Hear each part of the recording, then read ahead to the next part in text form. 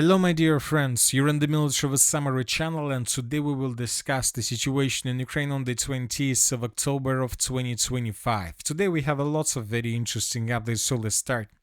And first we're going to talk about Zelensky, about the president of Ukraine. Just a few days ago, he was issued an ultimatum to surrender or to face a destruction. Those were the words of the President of the United States of America, Donald Trump. At least this is exactly what the Western media are talking about right now. But according to information we have, Zelensky decided to refuse this ultimatum. First, he returned back to Ukraine. First, he made everything, let's say, to step on the surface of Ukraine. And as soon as it happened, he made lots of very interesting statements about the situation. Zelensky reiterated his refusal to withdraw troops from Donbas. The war is nearing a possible end. This is a very important statement. Russia has not changed its position and demands that Ukraine completely withdraw troops from the DPR and LPR. If Ukraine agrees to a bad territorial solution, then all other decisions will be made without it. Ukraine must be prepared to find 2 billion in gas. The Ukrainian armed forces are in a difficult situation in Pokrovsk. Ukraine is preparing a contract for the purchase of 25 Patriot systems. Budapest is not the best place for peace meeting as Orban is blocking Ukraine everywhere. Many pro-Ukrainian countries have not joined the American Pearl program to purchase weapons for Ukraine. So as you can see, Zelensky is getting ready for the next stage of the special military operation for 2026. Now it's clear that the war would be prolonged for another year, but first, to prolong the war, Zelensky should have prolonged this mobilization and the martial law. And this is exactly what Zelensky did during the previous 24 hours. This Monday, Zelensky submitted bills to the Rada to extend martial law and mobilization for another days, which means that this current stage of martial law will be finished at the beginning of February of 2026. Once again, I would like to remind you, just a second ago we discussed that Zelensky stated that the war is nearing a possible end. He says that the war is nearing a possible end, but at the same time he extends the martial law and the mobilization. At the same time, the Ukrainian authorities are saying that there will be blackouts this year. We need to combat stress and do breathing exercises. So this winter is going to be probably the worst winter for Ukraine since the beginning of the special military operation, without gas, without electricity, without half of population, without air defense, without Tomahawk missiles. So let's wait and see what is going to be next and how Zelensky is going to handle everything. Now let's discuss the situation on the ground, and first let's talk about the Kherson direction, where according to information we have, the Russians managed to land infantry on the Ukrainian side of the river of Dnipro. As for the end of the 20th of October of 2025, several different and independent sources reported that the Russians, as a result of offensive operation, managed to establish complete control over the settlements of Pridniprovsk and Sadovo. The Ukrainians, when they saw Russians, decided to fall back from this area, showing no resistance to the armed force of the Russian Federation. As for the end of the 20th of October of 2025, neither the Minister of Defense of the Russian Federation nor any video have confirmed this information. We are waiting for additional details, and we will keep an eye on the situation to the east of the city of Kherson. And I would like to remind you that during the previous week we were talking a lot about some Russian offensive operation to the south of the city of Kherson. The sources reported that Russians land infantry in the southern micro-district of the city of Kherson. We are talking about the Karabel micro-district and the Ostryv micro-district. As of the end of the 20th of October of 2025, nothing has confirmed this information as well. But anyway, the picture is very difficult and very interesting, so we are waiting obviously for additional information. Now let's move further and let's discuss the situation in the Zaporozhye direction. During the previous 24 hours, the Russians managed to improve their positions both from the western flank and on the eastern flank. First, let's talk about the western flank. During the previous 24 hours, the pro-Ukraine resources published this video. And here we can see how Ukrainians were bombing positions of the armed forces of the Russian Federation in the southwestern part of the settlement of Stepnogorsk. Lots of explosions and attacks were recorded. The Ukrainians are saying that those were Russian positions in this area. Based on this video and based on these reports, we have adjusted the map by adding additional territories under complete Russian control. At the same time, this information was partially confirmed by pro-Ukraine resources. Today, they also made some adjustments on the map, as you can see, but this time the pro-Ukraine resources adjusted not the territories under control of the armed forces of the Russian Federation, but they expanded a gray zone in this area. So as you can see, this gray zone was significantly expanded according to pro-Ukraine resources, which means that first Russian soldiers were discovered in this area as well. As for the eastern flank of the Zaporozhye direction, the situation for Ukrainians remains tense. The Russian forces during the previous 24 hours once again managed to improve their positions, and this improvement is significant. First, let's talk about the settlement of Poltavka and the Poltavka fortified area. The Russian final stage of the Poltavka offensive operation started on the 16th of October or something like this. Exactly from this moment, we started adjusting the map in Russian favor, and we were adjusting the map by adding significant parts of this territory under complete Russian control.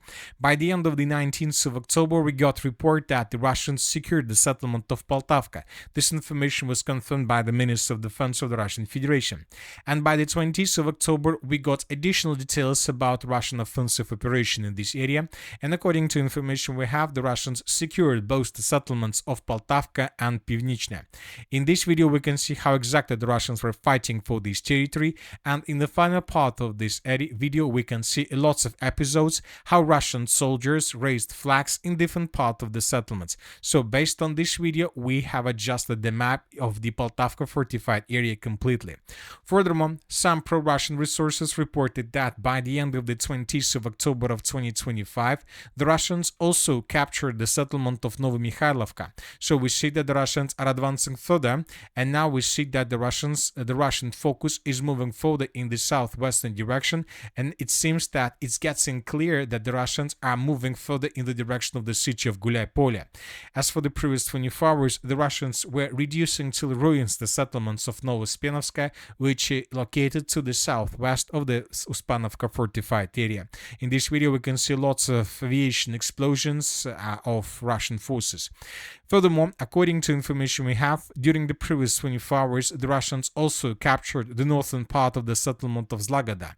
This video was published today by pro-Russian resources, and here we can see how two Russian soldiers raised the Russian flag in the northern part of the settlement, so basically at this point. So based on this video, we have adjusted the territory to the north of the Uspanovka fortified area. Now it's become clear that now the Russians are planning to move further in the southern direction towards the settlements of Salotka and Privilne, with the purpose to tighten the news around the entire Uspanovka fortified area and to force the Ukrainians to fall back from this region in coming days or weeks. And right after this, the Russians will begin their full-scale offensive operation in the direction of the city of Gulay-Polye from the northeast as well. Now let's move further and let's discuss the situation in the Pokrovsk direction. Very interesting updates are coming from this area, and the first one is coming from the western flank. Today, the Minister of Defense of the Russian Federation reported that Russian troops have liberated Lenino in Donetsk region. That was stated by the Defense Minister of the Russian Federation. So according to information we have, as you can see, the Russians have captured the settlement of Molodetska, which is located to the west of the settlement of Udachne. This situation, for example, was by the end of the 19th of October of 2025, and this is the situation by the end of the 20th of October of 2025. The Russians are tasked not just to take under control a settlement on the territory of Donetsk region. The Russians most likely will continue offensive operation further along the railways. This is a very important railway because Russians will be able to take under control the settlements of Pitgorodne, Raipole, and the settlement of Mizhova. The settlement of Mizhova is a key village, a key settlement in supply and support of the settlement of Novopavlovka. So most likely the Russians will try to outflank the settlement of Novopavlovka from behind and to attack this area along TO 424 road, 28 road, with the purpose to force Ukrainians to fall back further in the northwestern direction. So we see that along the entire line of combat contact, the Russians are getting deeper and deeper inside of the Dnipropetrovsk region, which is very, very important. Furthermore, today we got report that for the first time since the beginning of the special military operation, the Russians attacked the Pavlograd, the city of Pavlograd, with aviation and with FAB. So this is the first time when the Russians attack this region not with missiles and not with drones, but with aviation bomb. We see that the Russians are establishing something like a secure zone, a buffer zone of the work of their aviation. And if it happens, obviously, in this line, along this buffer, the Ukrainians will suffer huge losses because aviation bomb is much more powerful weapon than a drone. As for the city of Pokrovsk itself, we see that the battle for this territory is coming to its logical end. The Russians are about to finish the battle for the southern part.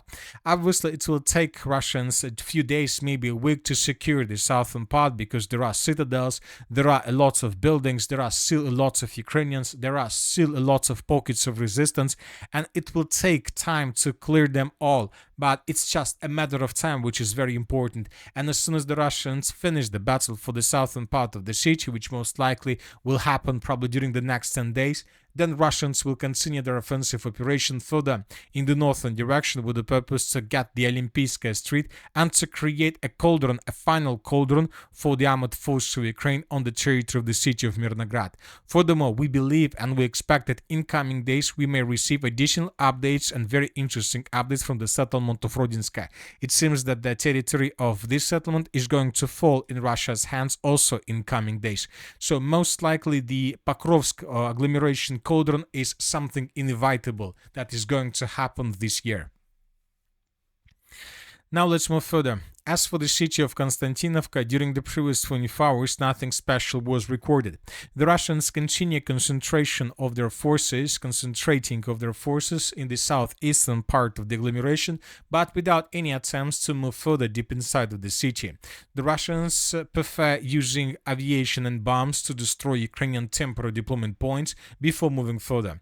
In this video, we can see how Russians were bombing positions of the armored forces of Ukraine on the most southern part of the city of Konstantinovka. Some military experts are saying that this is exactly the point, exactly the place where the Russians will try to answer the city of Konstantinovka in coming days. As for the Sivers-Liman direction, during the previous 24 hours, the most important updates were coming from the area between the city of Liman itself and the village of Zarechna. The sources are saying that currently there are very heavy clashes exactly for this area. The Russians are about to answer the southeastern part of the city of Liman.